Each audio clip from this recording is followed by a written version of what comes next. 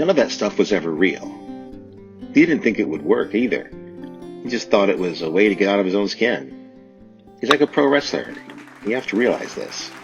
He's like Sylvester Stallone without the glasses. Stein's pretty cool. He knows where it's at. And so does Trump. Trump thinks nobody likes a smartass, but he's a smartass himself. And he knows what it feels like to be ignored. So he gives the people what they want instead.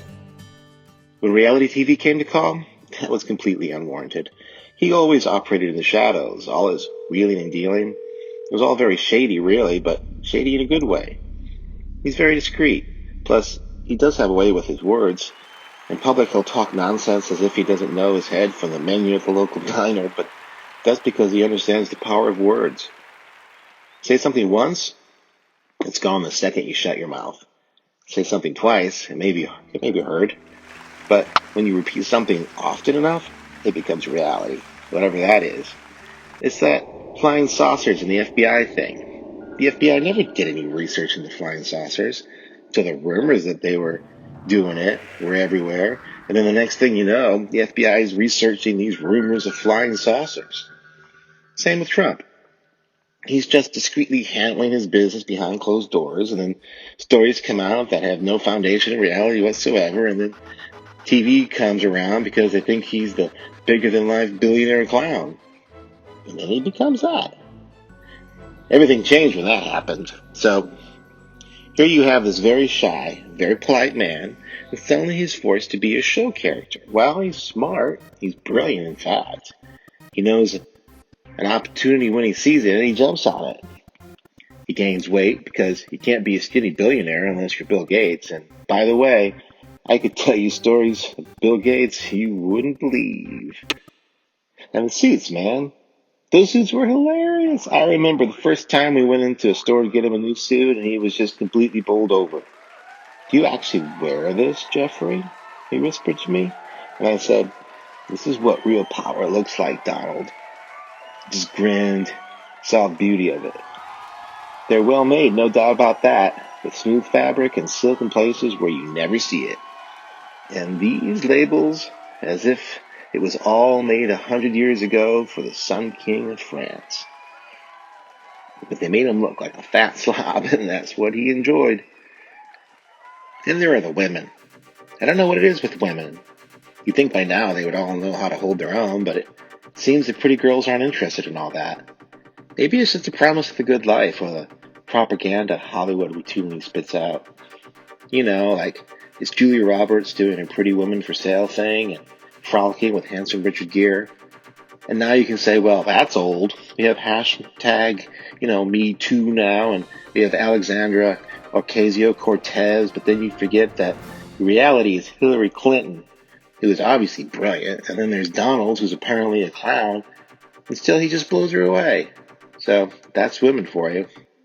It's true he liked women, no surprises there, but he was shy, incredibly shy. You have no idea.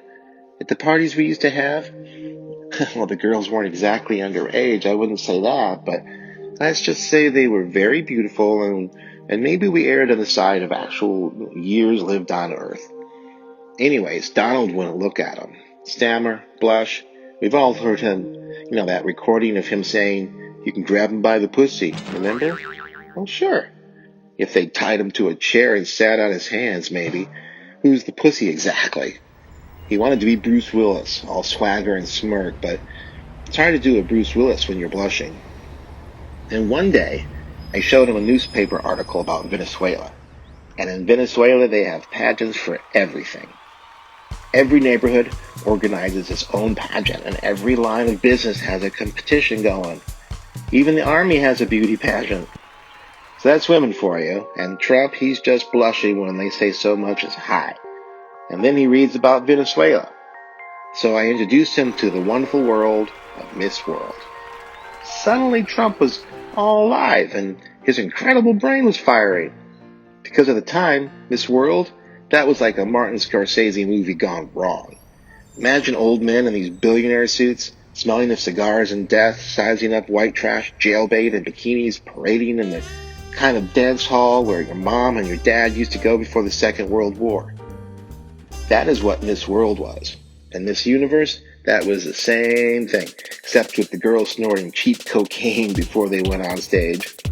Then Trump comes along, and he's chivalrous to a fault. He's thinking he'd like to chat with the girls too, but he doesn't want to mingle with the old guys, and so he begins to reorganize all that and make it truly glamorous. He just wanted to talk to the girls, but he didn't know how to go about doing it, so he turned it into a business instead. And lo and behold, the women start swarming around him. It begins with business, and as per usual, everybody's just trying to get an edge, but then the women, they notice the real Donald. They see this handsome, eloquent, kind man who's shy and friendly.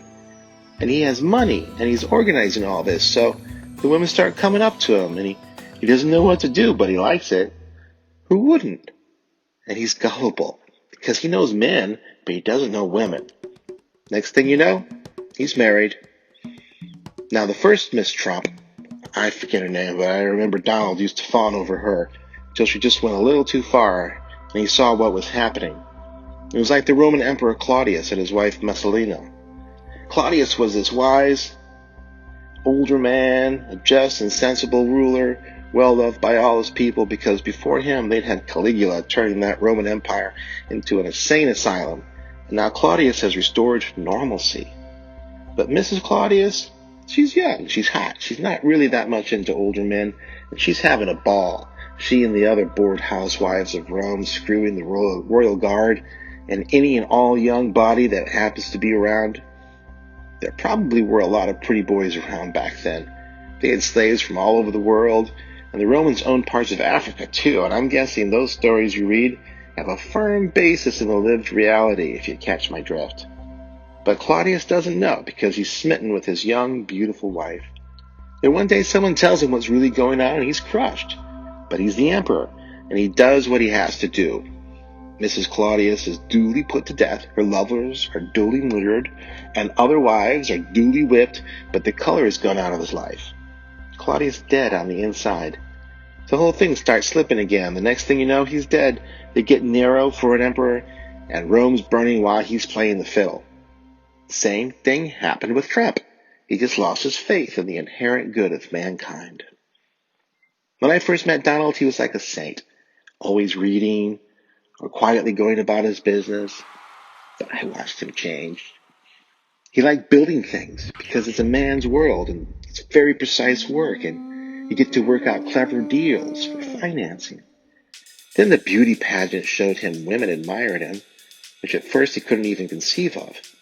Then TV showed him he could construct this loud billionaire persona and run with it. But then he got deeply disillusioned. And precisely at that time, politics just started to materialize around him. I warned him. I said, everybody in politics wants to be your best buddy, but they'll burn you at the stake if that works for them too. But he's read the classics. He knows his Machiavelli and his Shakespeare. He lives by the Tao. And he studied the life and times of Churchill, Kennedy, Reagan, all the greats. And he decided to have a bit of a laugh. He'd already gotten too cynical by then. So, behind closed doors, he's quiet and calm. But in public, he becomes this Godzilla of politics. First, him and Obama. They were getting along fine. But then Obama took off, and he couldn't be seen with Trump anymore, because the public Trump is something Obama can use to bounce off of, because the public Trump is a caricature. In the beginning, Trump wanted to be a caricature, because that allowed him to be a completely different person. But now he's starting to see he's getting locked up inside this image of the evil white guy, the fat, rich slob, and he starts to resent that. With Obama, he could be mean, and he would be still fun. Like saying Obama's not really an American. That was still fun. Just the public Trump playing caricature Trump. But then Hillary came along. She didn't know about all that. She didn't even know the real Trump. She wasn't in on the joke. She thinks what you see is what you get, and she starts attacking him. Donald did not like that. Then he became the pro wrestler, and he went all out. I don't know what happened after that. We sort of lost touch. He'd come by whenever I organized a party, and we'd hang out, but it wasn't the same anymore. You see, I knew him when he was something like a poet, a lonely, pasty white boy up in his room, dreaming of being allowed in the same universe as a Playboy bunny.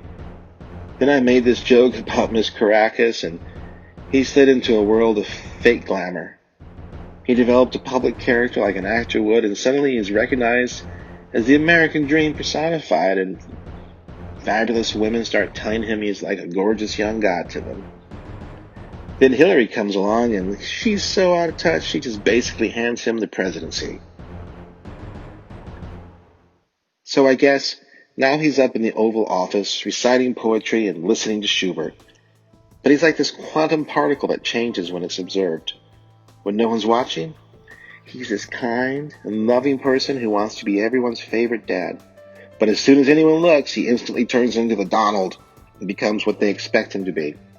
I tell you, he's really just a little shy boy looking for love. But he's stuck now.